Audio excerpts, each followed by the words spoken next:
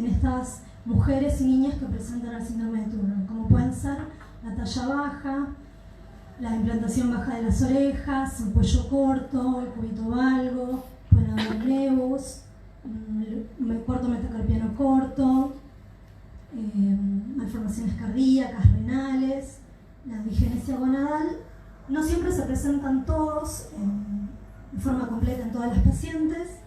Se da este síndrome solo en mujeres y la incidencia es de 1 en 2.000-2.500 nacidas. ¿Sí? ¿Cómo se produce o por qué se produce el síndrome de Turner? Hay dos teorías. Una de las más reconocidas es la teoría meiótica, que se produciría durante la formación de las gametas, ¿sí? Que son el ovocito en la mujer y el espermatozoide en el hombre. Cuando se produce la división y la formación de estas, hay una pérdida de uno de los cromosomas X, que con más frecuencia se da en el padre, y cuando se produce la fecundación de una de estas células a la que le falta un cromosoma X, se produce un embrión, que la mayoría de las veces termina en un aborto espontáneo, y solo el 1% llega a un embarazo a término. ¿Sí? ¿Cómo sospechamos?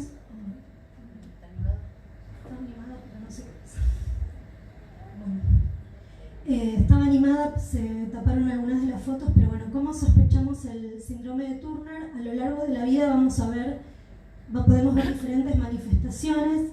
En la etapa neonatal no se ve bien, pero hay una redundancia en la nuca de piel, puede haber edema de palmas y plantas. También se puede detectar por malformaciones cardíacas, como pueden ser la coartación de aorta y la aorta bicúspide, o malformaciones renales. En la infancia y en la adolescencia también pueden estar estas características que charlamos al principio, las orejas de implantación baja, el cuello corto, y acá empieza a aparecer la talla baja y en la adolescencia el retraso puberal. ¿Cómo lo diagnosticamos? Tenemos la sospecha diagnóstica por las características clínicas, que como ya habíamos dicho, la expresión puede ser muy variable, no en todas está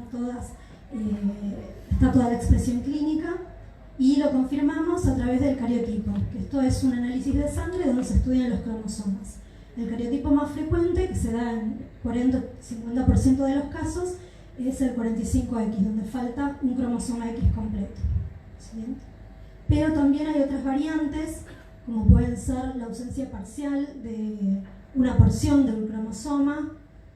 Puede haber una ausencia de una porción del cromosoma y la porción que está presente se duplica, y eso se llama isocromosoma, o el cromosoma puede adoptar una forma en anillo. Y otro de las variantes pueden ser los mosaicos, que esto es cuando dentro de un mismo individuo hay células que poseen células con los dos cromosomas X y otras células que poseen solo uno.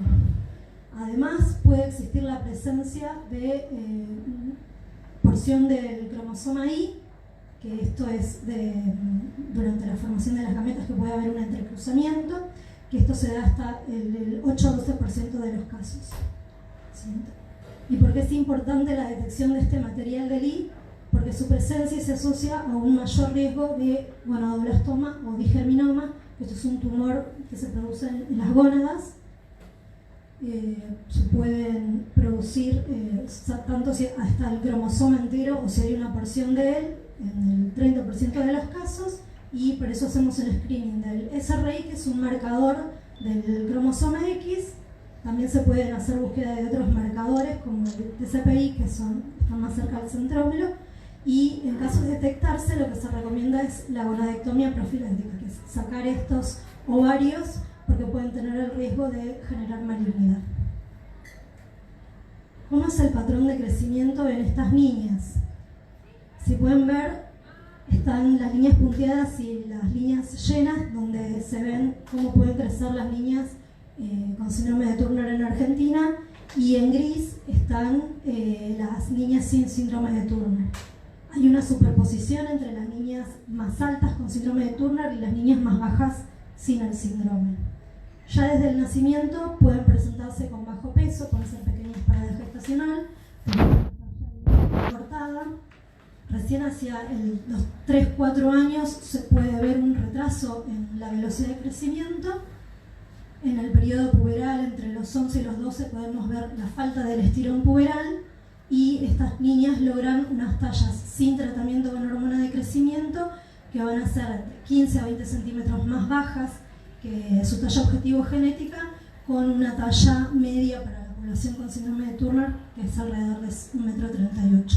En estas niñas es importante destacar que no existe el déficit de hormona de crecimiento, y la alteración se produce porque hay una respuesta alterada a la hormona de crecimiento endógena y una displasia esquelética que se produce porque falta material del cromosoma X. En este cuadro podemos ver algunas de las indicaciones de hormona de crecimiento para pacientes que no tienen déficit. Dentro de ellas está el síndrome de Turner, que está aprobado en Argentina desde el año 2007. La dosis que se utiliza es la doble de la necesaria para los chicos que tienen déficit, varía entre 0,35 y 0,37 miligramos kilo semana. Siguiente. ¿Cuáles son los criterios para iniciar? Que tenga una edad igual o mayor a 4 años, una talla por debajo del percentilo 3, una velocidad de crecimiento por debajo del percentilo 10, y que tengan una edad ósea igual o menor a 12 años, y para finalizar el tratamiento que estén creciendo por debajo de los 2 a 2,5 centímetros por año y una edad ósea igual o mayor a 14 años.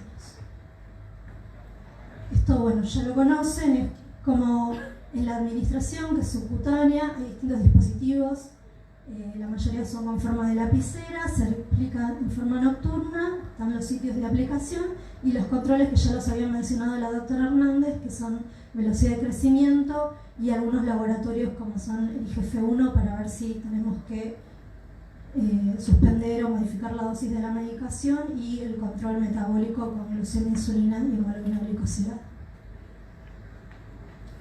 Acá podemos ver en estas gráficas, es la misma paciente pero está graficado en las tablas con niñas sin síndrome de Turner y en la otra con las niñas con síndrome de Turner. Ganan de entre 5 a 8 centímetros más que la talla que uno puede llegar a predecir. Como ven en la tabla de las niñas sin síndrome de Turner, se ve que siempre venía creciendo por debajo del percentilo 3 y con tratamiento llega al percentilo 3,10, y en la otra se puede ver como pareciera que un crecimiento más marcado porque cruza varios carriles de crecimiento. ¿Cuáles son los factores que van a influir en la respuesta? La talla que tengan los padres, la edad a la que inicia el tratamiento, cuanto más pequeña mejor es el pronóstico, la talla con la que inicia, el tiempo de tratamiento antes de la pubertad, porque después de la misma ya no se empieza a cerrar el cartílago de crecimiento y les queda menos tiempo por crecer, la duración total del tratamiento y la dosis que se utilice. ¿Cuáles son los efectos adversos? Que ya hablamos un poco. Los relacionados con el propio crecimiento pueden ser escoliosis y la epifisiolisis de cadera, que esto es una disminución en la densidad del hueso que se produce a nivel de la cabeza del fémur y que puede llegar a dar dolor a nivel de la cadera o de las rodillas. La hipertensión endocrinera benigna, y es por eso que muchas veces antes de iniciar el tratamiento con la hormona pedimos el fondo de ojo. Alteración en el metabolismo de los hidratos de carbono, puede haber aumento de la resistencia a la insulina y diabetes. Y los relacionados con la proliferación celular, en realidad se ha visto que en muchos estudios que el riesgo de desarrollar enfermedades malignas es igual a que la población general, así que es un efecto adverso que no es importante. Respecto a la pubertad, sabemos que los ovarios cumplen dos funciones principales, que son el desarrollo de las gametas y la producción de hormonas esteroides, como son los estrógenos y la progesterona en el caso de la mujer. El desarrollo ovárico que no es el habitual, y esto es lo que se llama digenesia gonadal. Esto está presente en el 90% de las pacientes. Se manifiesta con falta del desarrollo puberal, es decir, con la falta de la telarca, con ausencia de la menarca, esto se llama menorrea primaria, pero hasta en el 20% de las pacientes puede haber algún grado de desarrollo un 16% puede llegar a tener una menarca espontánea y el 6% de las pacientes pueden presentar ciclos regulares, pero la mayoría desarrolló luego la falla ovárica. El 90% va a requerir tratamiento sustitutivo con estrógenos, no solo para iniciar, progresar y mantener el desarrollo puberal, sino también para lograr una adecuada masa ósea y para lograr un crecimiento uterino normal. El consenso indica iniciar el tratamiento a partir de los 12 años, cuando uno observe falta de signos de desarrollo puberal y los niveles de FSH se encuentren elevados. ¿Cuáles son las opciones de tratamiento? Están los parches o los comprimidos. Lo ideal es siempre iniciar con dosis bajas para poder simular una pubertad normal.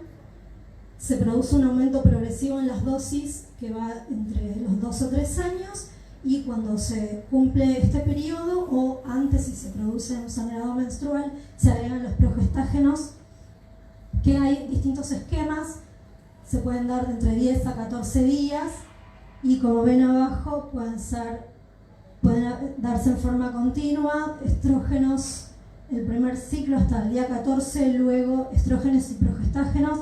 Se puede llegar a tener un periodo sin ninguna de estas dos medicaciones o puede darse en forma continua y luego iniciar nuevamente el ciclo con estrógenos.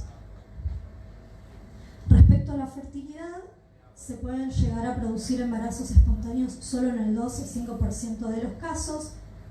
Los avances en las tecnologías han permitido que puedan concebir, y la técnica que se utiliza como frecuencia es la donación de óvulos. La tasa de embarazos en estas pacientes es muy similar a la de pacientes sin alteraciones genéticas. Sin embargo, uno no recomienda mucho el embarazo porque pueden haber algunas complicaciones. La hipertensión arterial que pueden presentar puede llevar a un parto prematuro, a restricción en el crecimiento fetal y además el riesgo de disección aórtica. Pero si esta mujer quiere tener el embarazo, necesita controles muy estrictos para evitar todas estas complicaciones. Ahora les voy a hablar un poco de las patologías que se presentan asociadas, y esto nos va a servir tanto para la sospecha diagnóstica como también para saber que hay que controlarlas a lo largo de la vida. ¿Sí? En el aparato cardiovascular podemos ver que hay cardiopatías congénitas hasta en el 50% de los casos. La más frecuente es la aorta bicúspide. También está la coartación de aorta, puede haber hipertensión que llega hasta el 40% de las adolescentes y el 60% en las mujeres adultas, alteraciones en la conducción eléctrica, enfermedad isquémica cardíaca y la disección aórtica, que está aumentada respecto a la población general.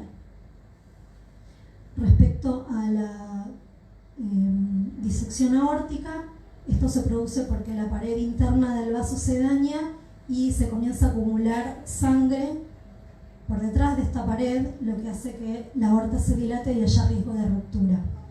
¿Cuáles son los factores de riesgo que aumentan el riesgo de la disección? Son que la paciente presente coartación aórtica, aorta bicúspide, dilatación, que solo vamos a controlar mediante imágenes, ecocardiograma y angioresonancia, hipertensión arterial o que esté embarazada, y hasta el 10% de las pacientes pueden presentar la disección aún sin estos factores de riesgo. Por eso hay que realizar un electrocardiograma al diagnóstico, control ecocardiográfico también al diagnóstico y cada 5 años, y la angioresonancia se recomienda a partir de la adolescencia, que es cuando la paciente puede hacerla sin anestesia, y luego, de acuerdo a los hallazgos, se puede hacer cada 5 años si los diámetros que uno mide de la aorta son normales, o más frecuentes si están aumentados. En cuanto a los trastornos renales que pueden presentar, se dan hasta en el 42% de los casos. Pueden tener diversas anomalías, como pueden ser el riñón en la herradura, el doble sistema, también puede haber aplasia. Esto lo que producen es aumento de riesgo de infecciones urinarias, también predisponen a la hipertensión arterial y a la hidronefrosis. Se recomienda la ecografía al diagnóstico. Con respecto a los trastornos en el aparato oftalmológico y en la audición, pueden haber diversos vicios de refracción como miopía, hipermetropía, estrabismo, ptosis, cataratas. Por eso se recomienda la evaluación al diagnóstico y luego en forma anual. Y con respecto a la audición, por una alteración en el aparato auditivo, en la constitución del pabellón y el oído medio, pueden presentar otitis recurrentes que pueden llevar a la hipoacusia de conducción. Estas otitis empiezan a mejorar con la edad, pero también hay riesgo de hipoacusia neurosensorial que va aumentando hacia la adultez. Por eso está recomendada la audiometría del diagnóstico y luego cada 3 años. En cuanto a lo que es el aspecto gastrointestinal, durante la infancia pueden presentar problemas para la alimentación, el progreso de peso, reflujo gastroesofágico, tienen mayor incidencia de enfermedad celíaca, de enfermedad inflamatoria intestinal y elevación de las enzimas hepáticas, que por lo general es asintomática, no es progresiva y tampoco trae complicaciones, son muy poquitas las descritas. Por eso, para pesquisar esto, se recomienda hacer anticuerpos para celiaquía a partir de los 2-3 años y luego cada 2 años, y una valoración de las enzimas hepáticas en forma anual a partir de los 10. En cuanto a otros trastornos endocrinos, hay mayor riesgo de diabetes tipo 1 y tipo 2, de insulinoresistencia e intolerancia a la glucosa. Esto se ve más en las mujeres que tienen mayor índice de masa corporal, y es importante destacar que este riesgo no aumenta con el tratamiento con hormona de crecimiento, pero sí lo controlamos. Por esto se recomienda hacer glucemias, insulina y hemoglobina glicosilada a partir de los 10 años en forma anual. Respecto a la patología tiroidea, puede haber tanto hipo como hipertiroidismo. Se recomienda hacer el perfil tiroideo del diagnóstico y luego en forma anual. Y también el riesgo de osteoporosis, que esto se da con mayor frecuencia en las mujeres que no recibieron tratamiento con estrógenos o que lo iniciaron en forma tardía. Para ello se recomienda el dosaje de vitamina D entre los 9 y los 11 años y luego en forma cada 2 años, y una densitometría luego de iniciar el tratamiento con los estrógenos.